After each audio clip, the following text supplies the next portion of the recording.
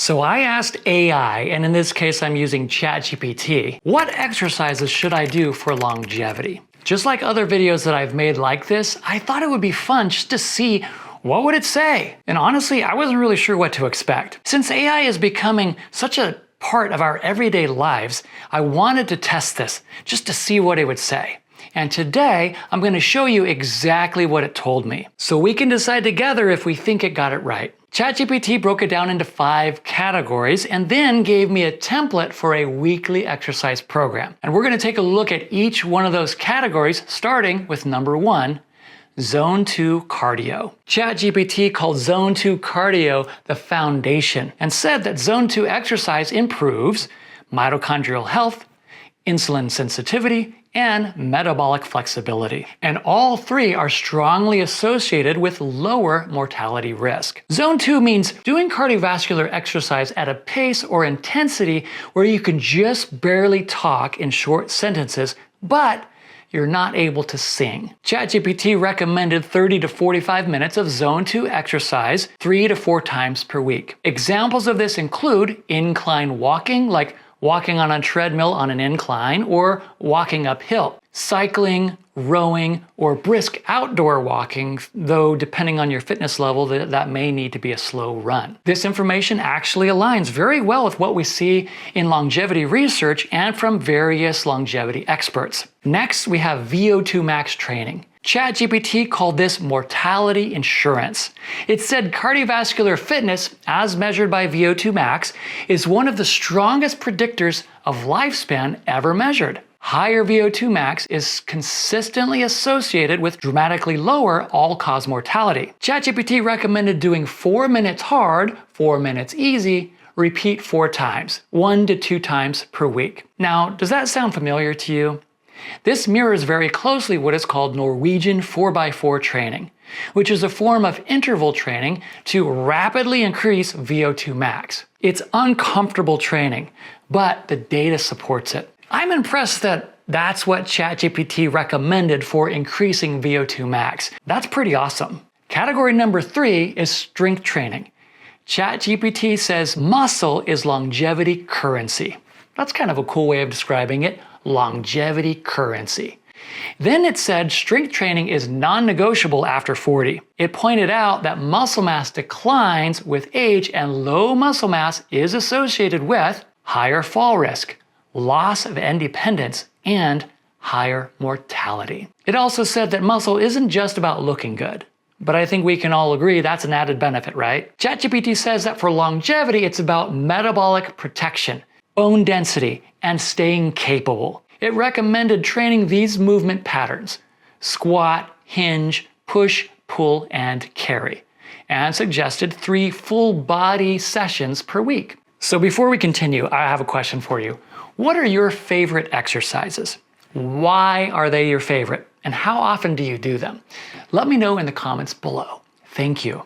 I've been using the Hume Health Body Pod for the last few months, and man, I love this thing. I use it mainly to measure my weight, muscle mass, body fat percentage, and visceral fat. And the cool thing is it's 98% accurate compared to DEXA, and I don't have to schedule an appointment. I can measure my body fat percentage anytime I want, and I love that. It's so cool. Now, it can do a whole lot more than that. It can measure more than 40 different biometrics, but those are the 4 that me personally, that I like to focus on. And I've noticed recently that this has become a very good tool for holding me accountable to following through on my exercise and watching my nutrition plan a little bit more closely, because you see that number, and that number does not lie. I found it to be very helpful and sometimes a little frustrating. Sometimes it's a little brutal to see the number and you haven't moved the needle much. If you want to try a Hume Health Body Pod, I have a link for you down below. You can save 15%, and that discount will stack on any sale that they might be having. So whatever the sales price is, you can get an additional 15%. Also, if you have an HSA or an FSA, you can use it to pay for this. It's a qualified expense, and in some cases, your health insurance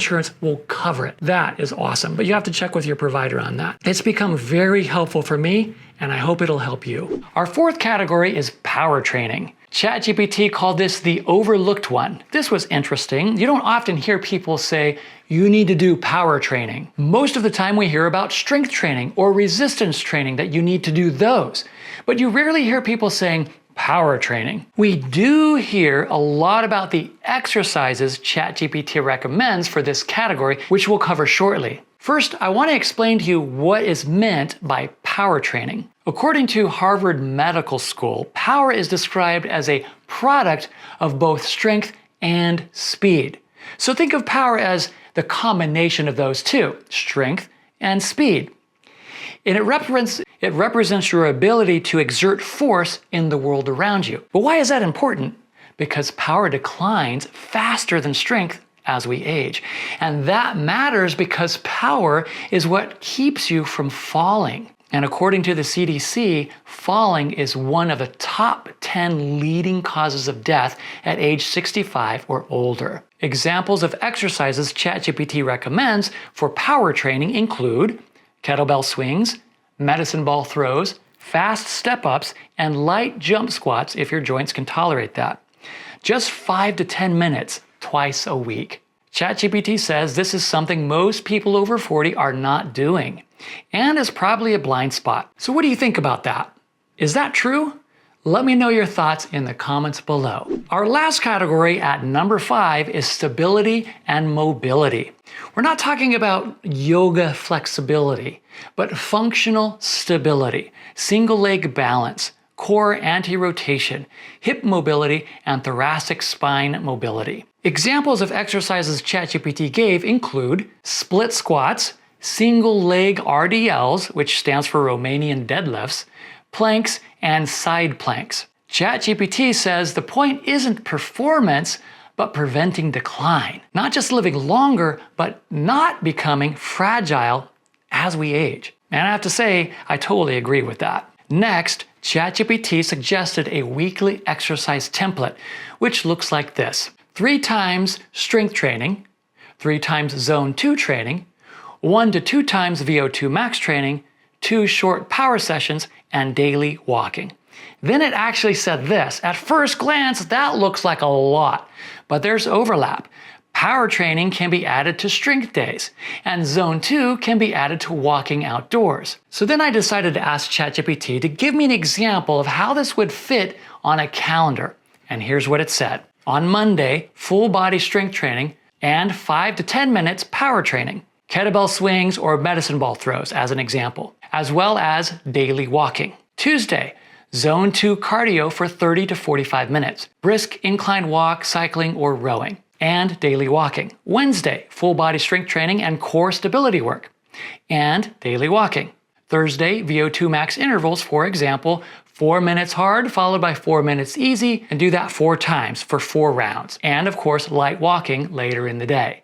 Friday, full body strength training and 5 to 10 minutes power work and daily walking. Saturday, zone 2 cardio for 45 to 60 minutes and suggested this could be an outdoor hike or a long steady bike ride. And let's not forget daily walking. Sunday, zone 2 cardio, 30 to 40 minutes easy, or an active recovery day, including mobility work and a long walk. ChatGPT also explained how this actually works. Power training is added onto strength days, so it's not a separate workout. You're not stacking VO2 max days next to heavy leg days. Zone 2 can be outdoors and restorative, and walking is kind of baseline movement that you work into your everyday life, with a target of about 8 to 10,000 steps per day if possible. In terms of time commitment, most sessions are about 45 to 60 minutes. VO2 max is about 30 to 40 minutes total, and walking again is built into everyday life, like getting out in the morning sun,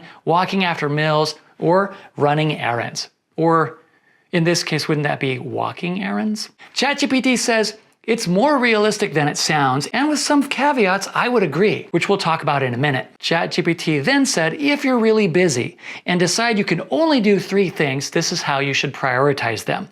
Strength training, zone 2 cardio, and VO2 max. Then it says that everything else is optimization. Now I have to say this actually makes a lot of sense. The thing I like about this is it didn't recommend trendy hacks or shortcuts, and it didn't overcomplicate things. It focused on cardiovascular fitness, muscle mass, power, mobility, and stability. Overall, this is pretty good.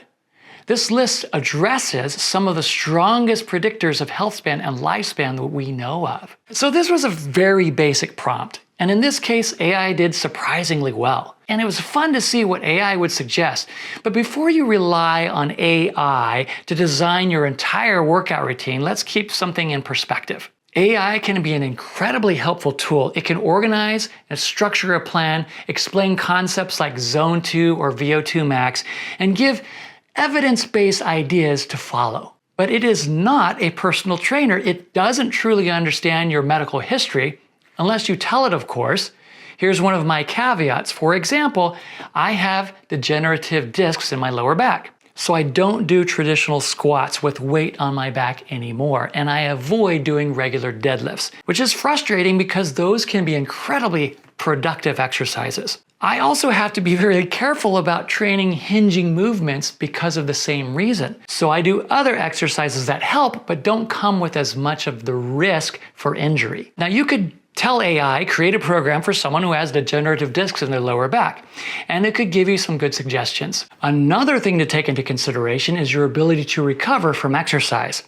It's during recovery that your body makes the desired adaptations. If you aren't recovering well, that can have negative effects on your health and make it harder to make progress, if any. I have found that I need much more recovery time than I used to. Other things to keep in mind are that AI can't watch your movement and mobility, correct your form, assess your joint limitations or cardiovascular responses, and it can't help you adjust in real time if something feels off. This is especially important if you're a beginner or returning after years of inactivity. A written plan, it might look very reasonable on paper and very doable. And this is one of the caveats I was referring to earlier. But if you're deconditioned or just completely out of shape, that volume or intensity in that written plan could be way too much.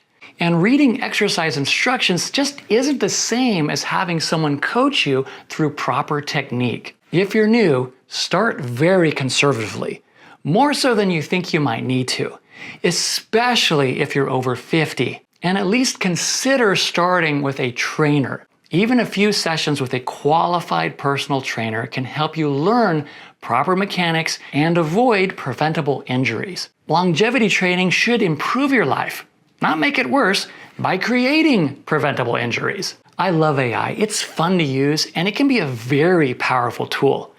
And AI can give you information, a ton of information, very, very quickly.